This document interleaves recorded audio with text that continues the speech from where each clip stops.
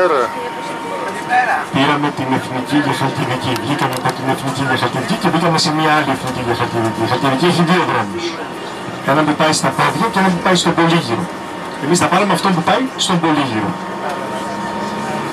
Μετά θα κατεβούμε Ιερισσό, θα στρίψουμε δεξιά μόλις δούμε εκεί Άγιο Όρος, τη θάλασσα, για να φτάσουμε στο λιμανάκι της Τρίπητης για να περάσουμε στην Αμπουλιανή.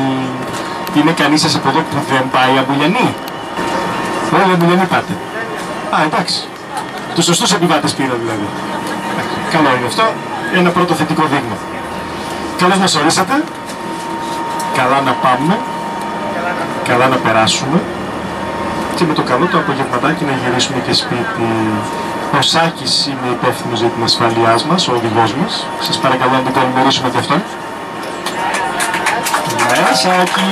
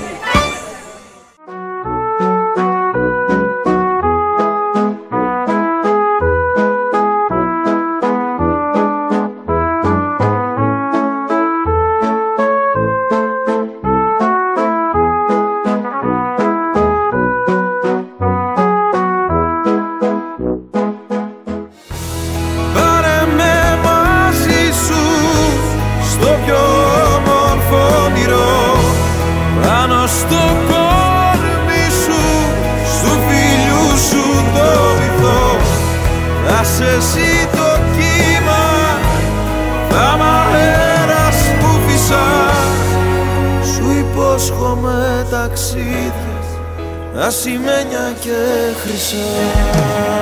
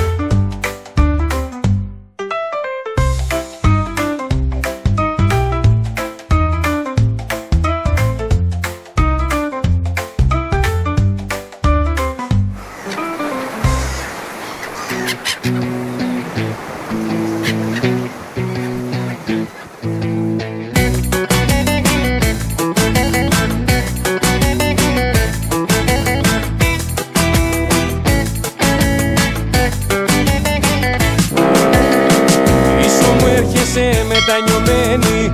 Μου ζητάς συγγνώμη δακρυσμένη. Λες πως άλλαξες μα μη φοβάσαι.